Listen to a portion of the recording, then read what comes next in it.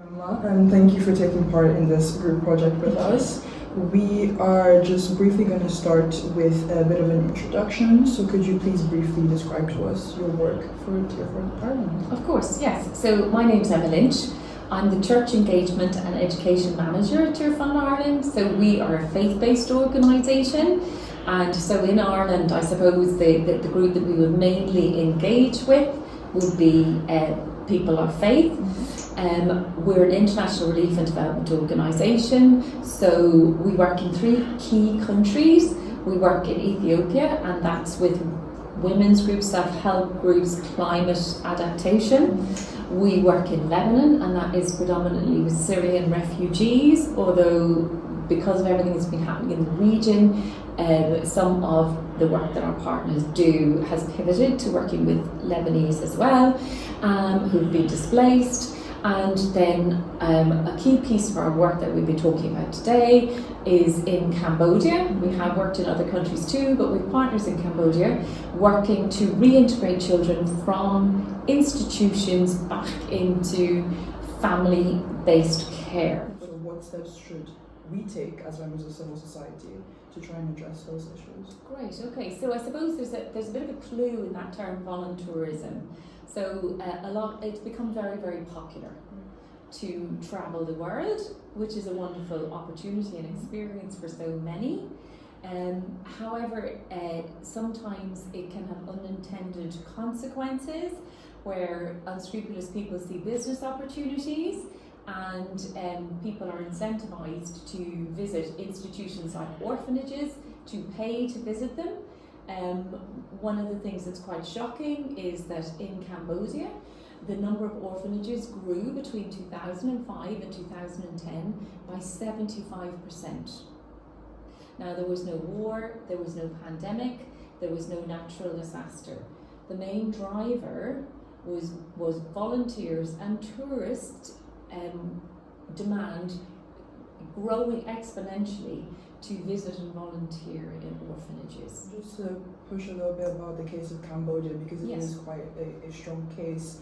As you said, no conflict since Khmer Rouge, and yet, like as you said, there's a high demand for such things.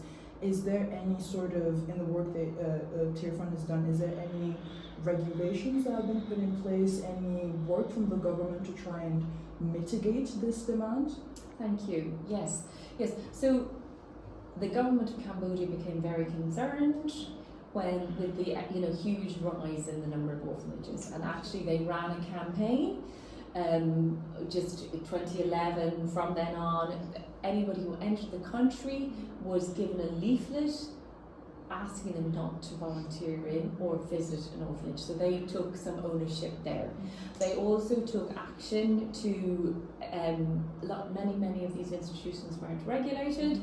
They took action to start visiting, assessing and closing down a number of these orphanages.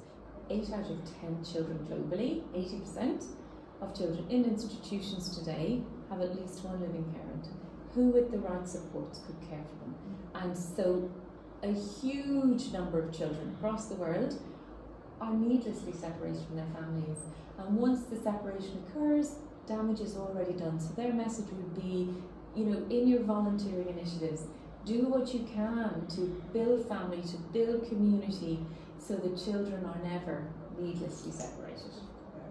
A defense of voluntarism, though, would assert that the presence of orphanages provides somewhat of a controlled haven where you can bring in children and provide a space for them to care for them directly there.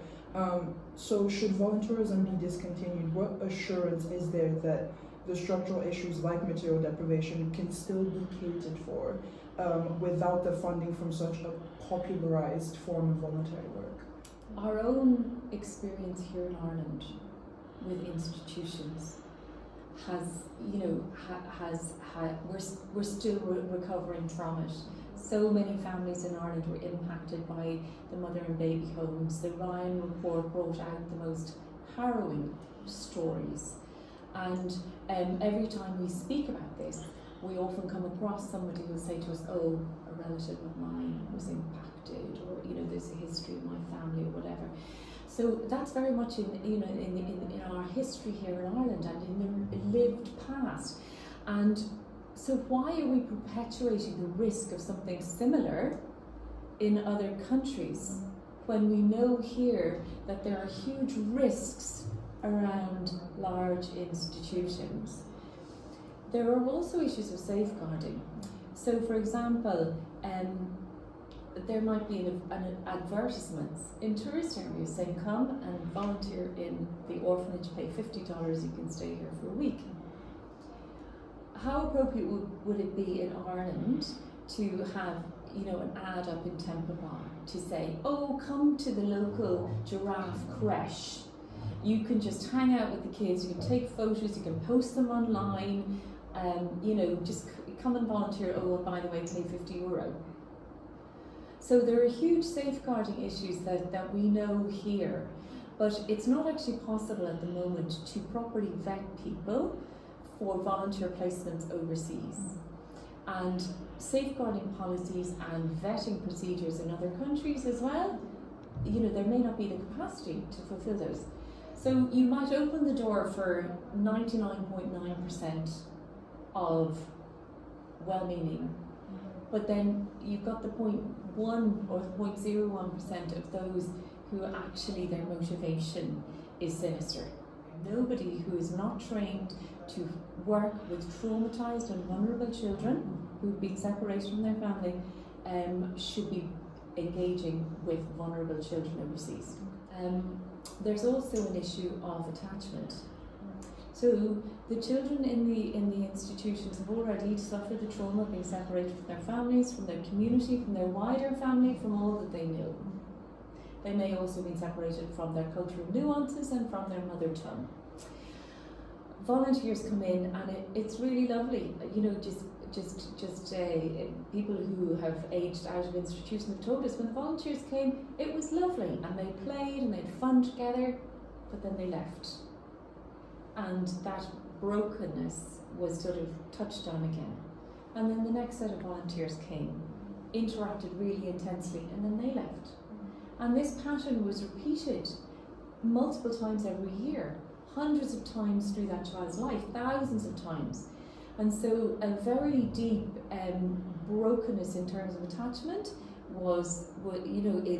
is reinforced. So for that young person aging out to form healthy relationships later in life is almost impossible because they don't know. People just keep leaving. And also it also leaves people extremely vulnerable to trafficking. Just the negative impacts for life outcomes are so much higher for those who've grown up in institutional care. Research across the world has shown. And so very vulnerable to trafficking because traffickers are very astute and they love bomb care leavers. And they find themselves trafficked and in very vulnerable situations. There's also a lot of donations and funding that therefore goes into being able to carry out work abroad, even if it's not catering to volunteerism. So what sort of assurances can, for example, me as a donor, what assurance do I have that the appropriate measures and the appropriate work in the spaces are provided to cater to those very destabilizing issues, very real issues that are being faced in a country that is miles away from mine, where I particularly don't know the context, how things work. So at Tearfund Ireland, we've got a rigorous assessment process for new partners. So we don't directly implement, just the move very appropriately in international development is to localisation. Because our partners know the nuances, the cultural nuances and needs on the ground. So I suppose one of the first questions people should be asking is this institution registered with their own government? Because if it's not registered with their own government, there is probably a danger that it's not actually even up to minimum standards to be allowed to operate. In Cambodia, 100% of the funding for orphanages comes from outside the country. And most of them have been set up by people backpacking or visiting a country, linking up with someone in the country and setting up the orphanage.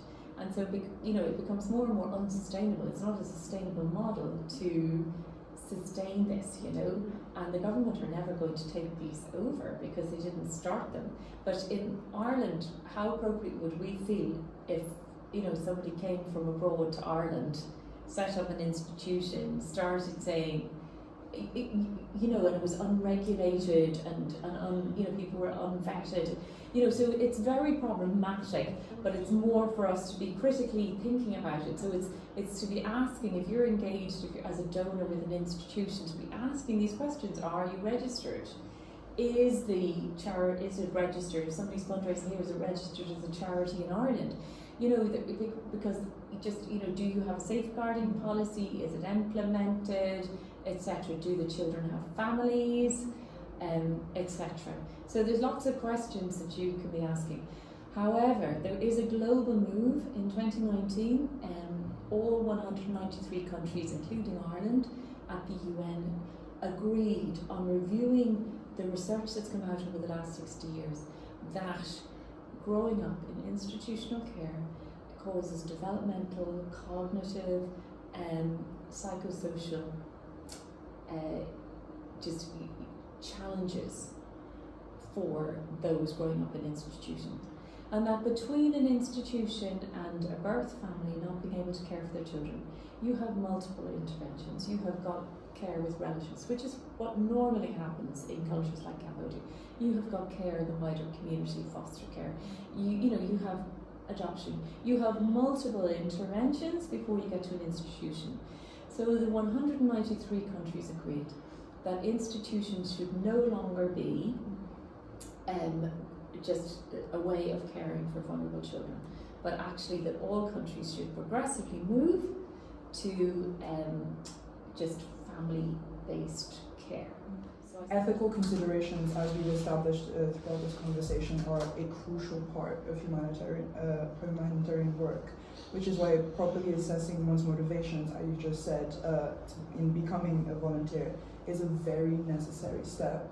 Now, of course, it's important to highlight that many of these occasions where aid is being given are countries that are primarily low income and countries with a colonial past. So Cambodia, also Lebanon and Ethiopia, which raises quite a topical, modern, I would say, contemporary discussion surrounding terms like savior complexes, or the white savior complex, or white saviorism. Could you share some advice? So just there, we had a few there, but some more detailed advice on how volunteers can avoid centering their motivations around quite deflecting neocolonial intentions when going abroad. Okay, so just to mention the name of another co-law course, it's called Where Do I Start? And it's free and it's online. So again, thinking about that. So yes, during the lecture, I shared a video of a girl called Sinead Chan, and she talks about the white saviorism, that because, you know, you're brought up in the West, you've got this sense of that actually you know how to teach, whereas here you would never be allowed to stand up in front of a class, or whatever it might be. And she really urges people that instead of being a white saviour, become a white ally. People in Cambodia know the needs of their country, and she would say, you know, we may do things differently. All we lack is the resources to be able to do what we need and want to do, and so to collaborate, partnership, localization, and to become white allies. And even by what you're doing here, raising awareness about this issue, that is being an ally for all those children who are needlessly living in institutions across the world today. If people don't know about this, how can they change their behaviour? So I think it's really important to emphasise that the tone of all the work that we do is not to blame or to condemn for anything that happened in the past. I visited an orphanage in my past, but it's with the learning that we know now, how can we do things better into the future?